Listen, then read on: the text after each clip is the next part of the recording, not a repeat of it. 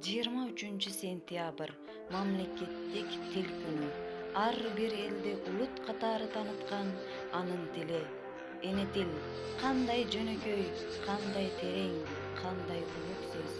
Дал ушул сөз ар бирибизди каныбызды ойнотуп, сезимибизди ойготуп, акылыбызды арыштатып турат.